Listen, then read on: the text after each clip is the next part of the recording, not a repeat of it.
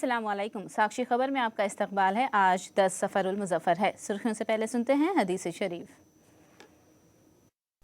बिस्मिल्लाहिर्रहमानिर्रहीम। नबी करीम सल्लल्लाहु अलैहि वसल्लम का इरशाद मुबारक है, झूठ बोलना किसी हाल में जायज़ नहीं, ना तो संजीदगी के साथ और ना ही मजाक के तौर पर। और अब सुर्खियां। आंध्र प्रदेश में कल वाईएसआरसीपी का महाधरना, चंद्रबाबू नायडू की वादा खिलाफियों के खिलाफ दर्ज होगा एहतजाज।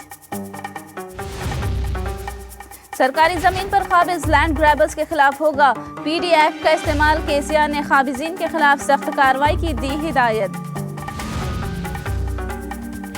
गुर्बत तालीम के लिए रुकावट नहीं बनी, नलगुंडा के नजीर बाबा का हुआ ओरेकल कंपनी के लिए तकरीबन 80 लाख मुआवजे पर इंतखाब। वर्ल्ड कप के लिए हिंदुस्तान के 30 इम्कानी खिलाड़ियों का हुआ इंतखाब, जहीर खान, सहवाग, हरभजन और गंभीर नजरअंदाज।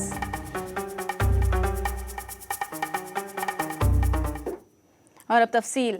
वाईएसआर कांग्रेस एपी रियासत गिर सतह पर धरने मुनाकिद करेगी। इंतखाबात से पहले चंद्रबाबू नायडू की जानिब से किए गए वादों को पूरा न करने के खिलाफ रियासत भर में कलेक्ट्रेट दफातर के रूबरू महाधरने मुनज़्ज़म किए जाएंगे। बाबू ने किसानों और ड्वाक्रा खवातीन के कर्जों को माफ़ करने का ऐलान किया, मगर वादा वफा नहीं कर पाए। तेलुगुदेशम हुकूमत के दोहरे मियार को बेनकाब करने के लिए वाईएस जगन ने कल एहतजाज की कॉल दी है। वाईएस जगन विशाखापट्टनम कलेक्ट्रेट के रूबरू धरने में हिस्सा लेंगे।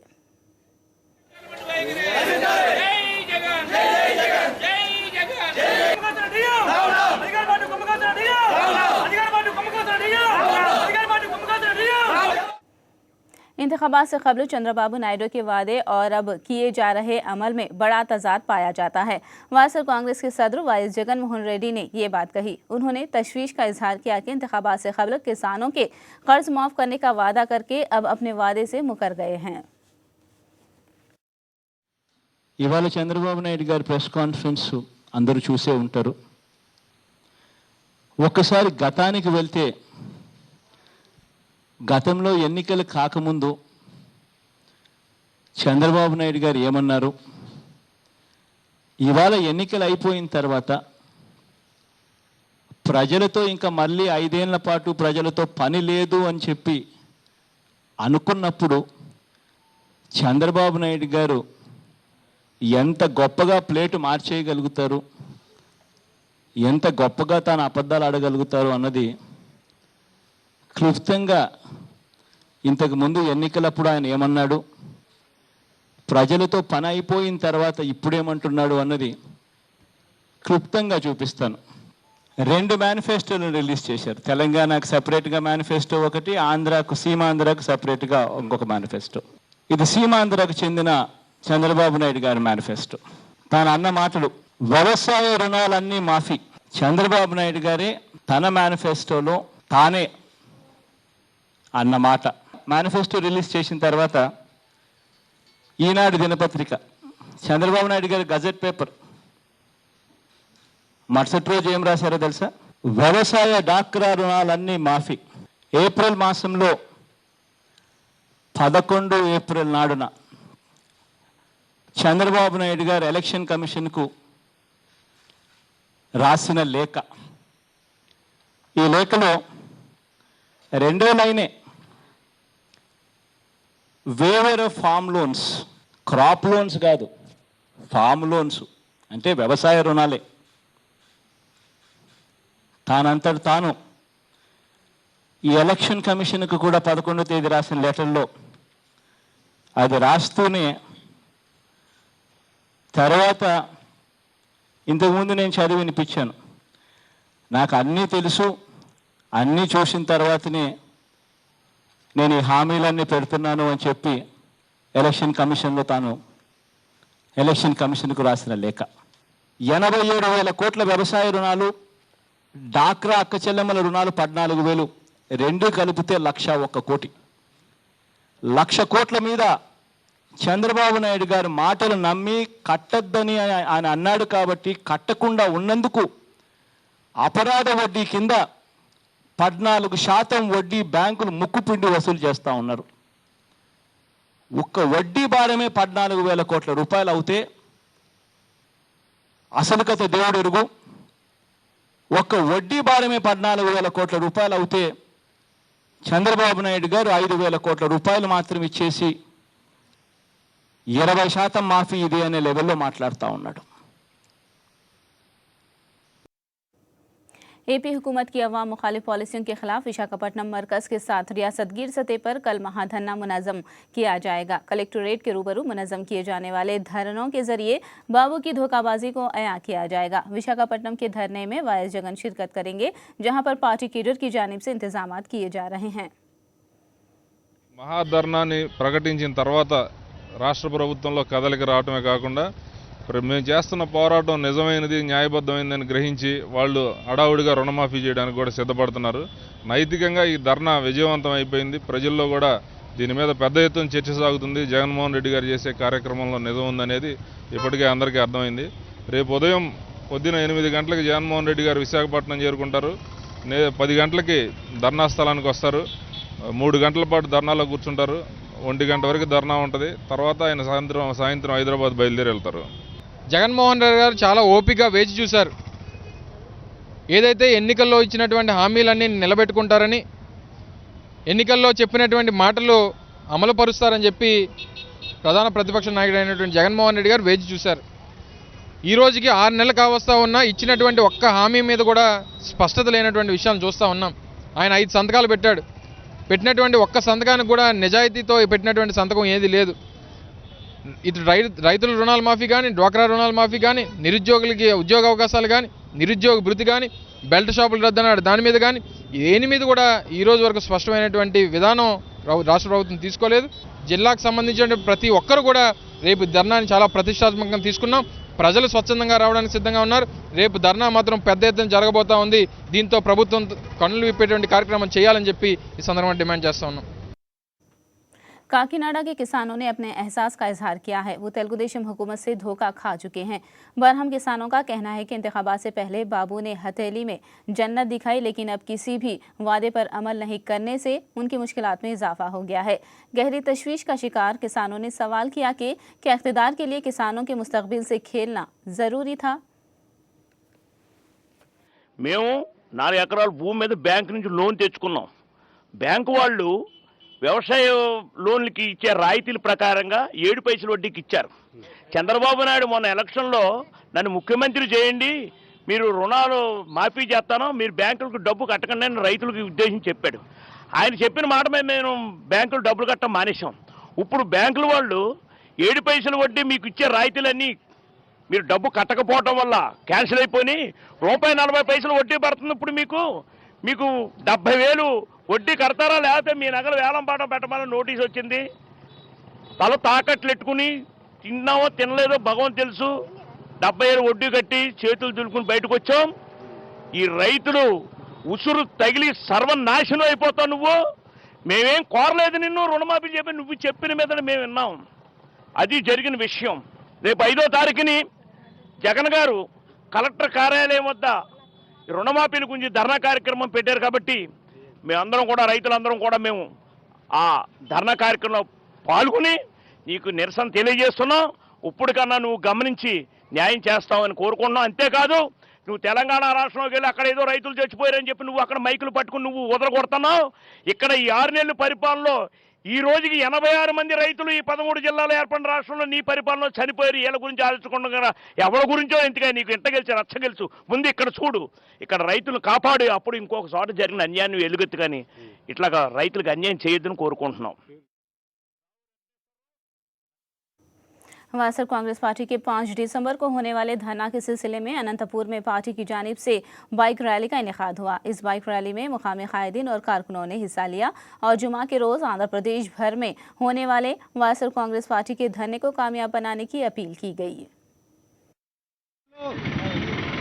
తెలుగుదేశం పార్టీ అధ్యక్షులు చంద్రబాబు నాయుడు గారు రాష్ట్ర ప్రజలకు అనేక రకాల శుష్క వాగ్దానాలు చేసి తద్వారా అధికారాన్ని చేపట్టిన తర్వాత ఈరోజు ప్రజా సమస్యలు తను ఇచ్చిన హామీలన్నీ కూడా గాలి కొదిలి ఈరోజు ప్రజా వ్యతిరేక పాలన సాగించడం జరుగుతోంది. हैदराबाद और रंगारेड्डी जिले में सरकारी जमीनों पर कब्जा करने वालों की अब खैर नहीं। तेलंगाना के वजीर आला केसीआर ने सरकारी जमीन पर काबिज अफराद के खिलाफ पीजी एक्ट के तहत कार्रवाई करने की हिदायत दी है। उन्होंने पार्टी वाबस्तगियों को बालाए ताक रखते हुए अगर टीआरएस का कोई लीडर लैंड ग्रैबिंग में मुलविस होता है तो उसके खिलाफ सख्त कार्रवाई करने की हिदायत दी है। केसीआर ने कहा कि हैदराबाद में करोड़ों रुपयों की जमीन पर गैर कानूनी कब्जे हैं और इन्हें फौरी बर्खास्त करने के लिए केसीआर ने हिदायत दी है। नालों और तालाबों पर काबिज बेसहारा अफराद के लिए मुतबादिल पट्टे देने का वजीर आला ने ऐलान किया है। केसीआर ने सेक्रेटरीट में मुनाकिदा जायजा इजलास में सरकारी ओहदेदारों को ये हिदायत दी। अमरीकी सदर बाराक ओबामा को तेलंगाना के वजीर आला हैदराबाद आमद की दावत दे रहे हैं। उन्होंने अमरीकी कौंसिल जनरल से दरख्वास्त की कि ओबामा से हैदराबाद आमद के लिए वक्त लें। वाज़ेह है कि वज़ीर आज़म मोदी की दावत पर जश्न जमहूरिया तकरीब में शिरकत के लिए ओबामा ने हिंदुस्तान आने की दावत कबूल की है। इसी ज़िम्मन में एक तरफ चंद्रबाबू और दूसरी जानिब केसीआर अपनी अपनी रियासतों में ओबामा का दौरा करवाना चाहते हैं।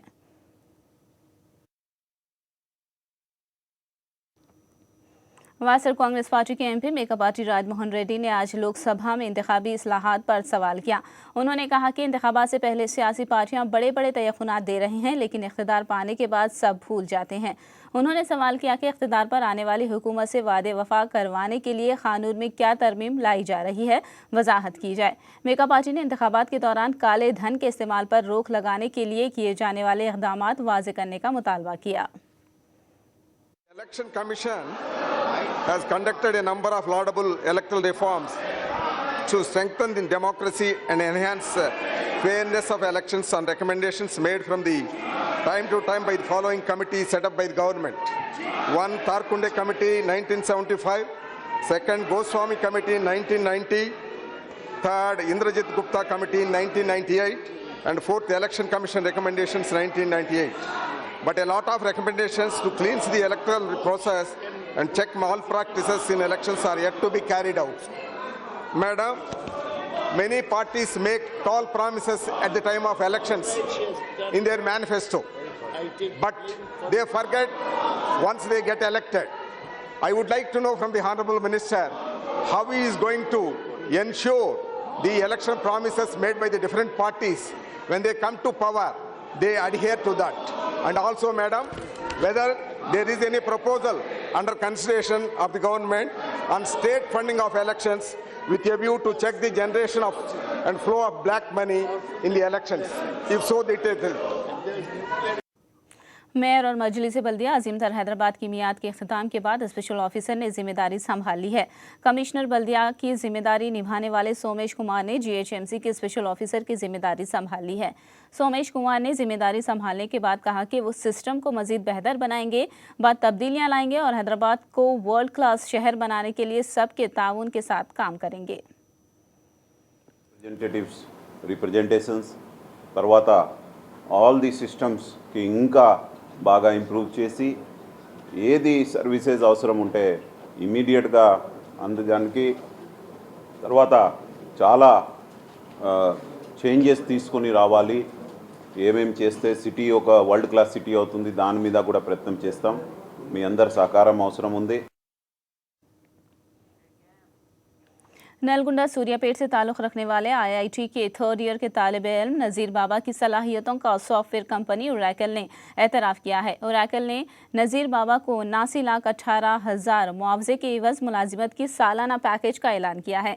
नज़ीर गरीब ख़ानदान से ताल्लुक़ रखते हैं। उन्होंने एसएससी के दौरान फूल बेचकर तालीमी ख़र्च बर्दाश्त किया था। उनके वालिद ग्रैंड कंपनी में मुलाजिम हैं और माँ टेलर हैं।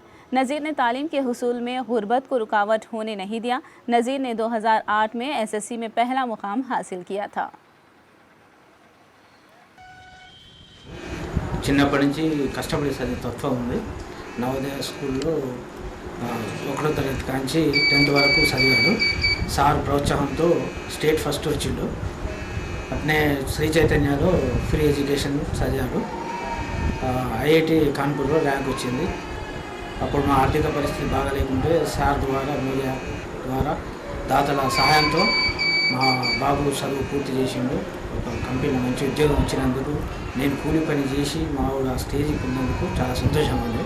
ఆ అబ్బాయి మొదటి నుంచి కూడా కష్టపడి చదివేటటువంటి మనస్తత్వము, ఆ మనస్తత్వంలో భాగంగా ఈరోజు 79,18,000 రూపాయలు ఒరాకిల్ అనేటువంటి సాఫ్ట్వేర్ దాంట్లో జాబ్ సంపాదించడం అనేది జరిగింది. ఎందుకంటే అమెరికన్ వాళ్ళు వచ్చేసి క్యాంపస్ ఇంటర్వ్యూలో భాగంగా ఆ అబ్బాయి సెలెక్ట్ కావడం జరిగింది. तेलंगाना रियासत की मायानाज उस्मानिया यूनिवर्सिटी के आर्ट्स कॉलेज की इमारत की तामीर का 75 साला जश्न यूनिवर्सिटी में मनाया जा रहा है। इस मौके पर मुनाकिद तकरीब में यूनिवर्सिटी के मौजूदा और साबिक़ अहदेदारों ने शिरकत की। प्रोफेसर्स और तलबा ने आर्ट्स कॉलेज की तालीम पर अपना इजहार ख्याल किया। और मेन कॉन्सेप्ट क्या था मीर उस्मान अली खान का कि हमारी मादरी ज़बान में हायर एजुकेशन, मेडिकल, इंजीनियरिंग और लॉ सब चीज़ जो है हायर एजुकेशन जो है मादरी ज़बान में दिलाने के, उर्दू लैंग्वेज में दिलाने का वास्ते यूनिवर्सिटी एस्टाब्लिश किया। ये वर्ल्ड में एक माइलस्टोन है। तो इसके तहत यूनिवर्सिटी स्टार्ट किया गया 1918 में। उसके बाद आर्ट्स कॉलेज कंस्ट्रक्शन करने के बाद 1939 में ये इनाग्रेशन हुआ। जब यहाँ पे अंडर ग्रेजुएट कोर्सेज से स्टार्ट किया गया, उसके बाद आज PhD research post doctoral courses भी आज चलते हैं। आज under graduate courses other colleges में चलते हैं। सिटी के अंदर हर उर्दू तालीम के ज़रिए से शुरू किया गया था। बाद में इसको उर्दू, तेलुगु, इंग्लिश हर तालीम के ज़रिए शुरू किया गया है। इस यूनिवर्सिटी के तमाम तलबा दुनिया के हर कोने में अपना नाम रोशन किए हुए हैं। पॉलिटिकल हो या बिजनेसमैन हो या फिर जैसे बड़े बड़े पोस्टों पे आज अपनी खिदमत अंजाम दे रहे हैं।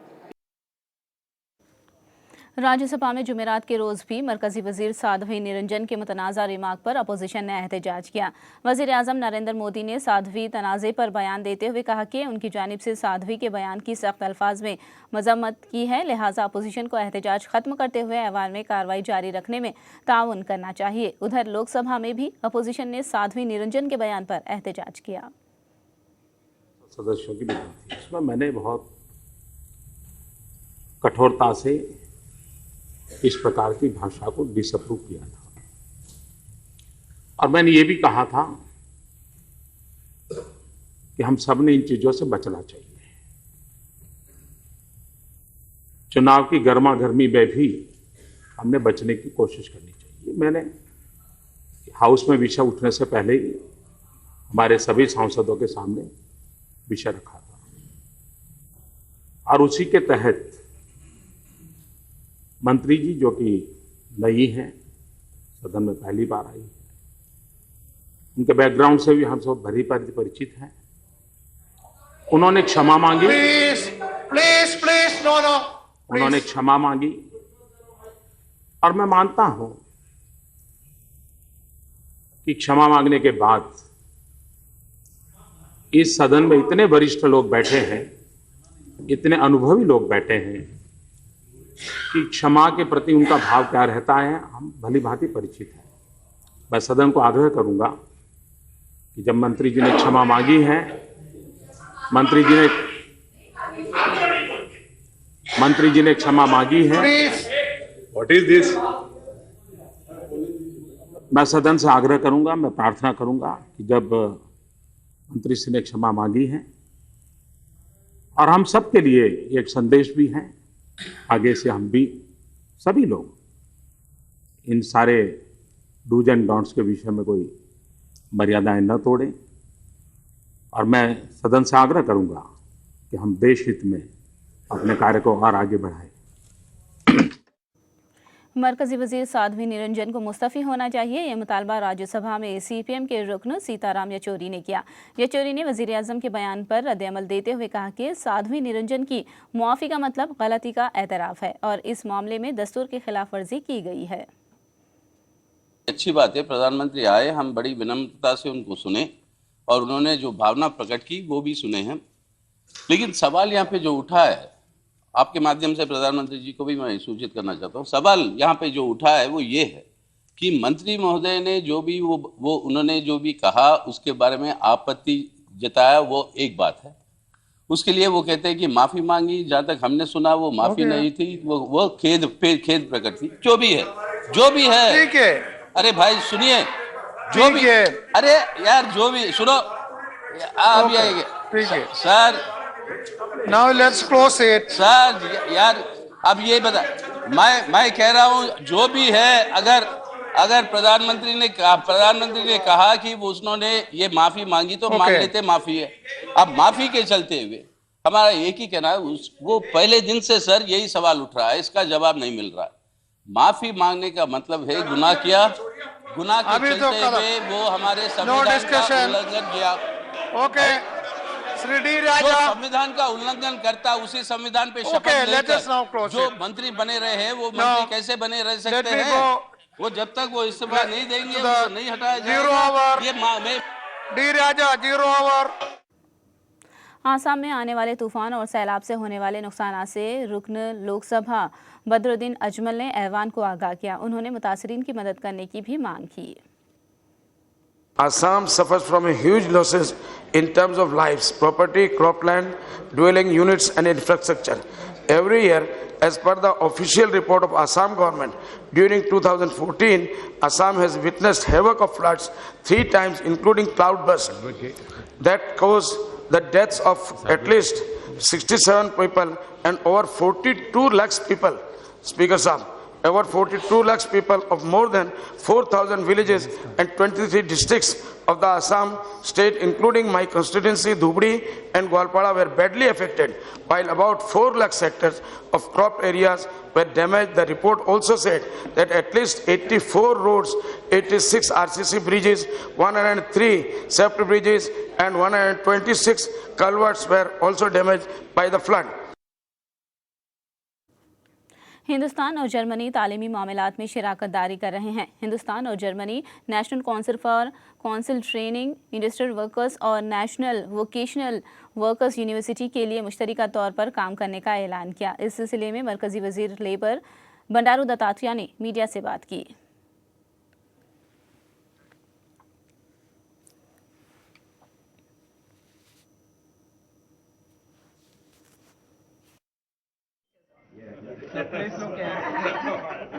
क्रिकेट वर्ल्ड कप 2015 के लिए हिंदुस्तान के 30 इम्कानी खिलाड़ियों का ऐलान किया गया है। 30 इम्कानी खिलाड़ियों में वीरेंद्र सहवाग, युवराज सिंह, हरभजन सिंह, जहीर खान और गौतम गंभीर को शामिल नहीं किया गया है। संदीप पाटिल की सदारत में मुनाकिदा सिलेक्शन कमेटी ने 14 इन खिलाड़ियों को इम्कानी खिलाड़ियों में बरकरार रखा है जो श्रीलंका के खिलाफ घरेलू सीरीज खेल चुके हैं।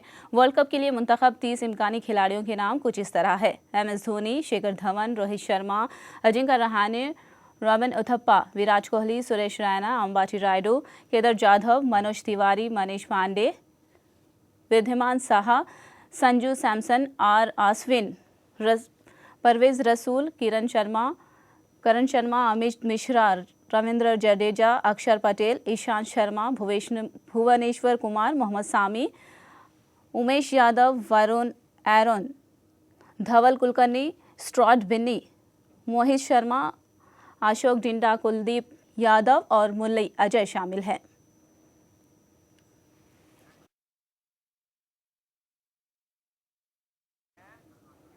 साक्षी खबर में फिलहाल इतना ही। साक्षी टीवी पर खबरों का सिलसिला जारी रहेगा।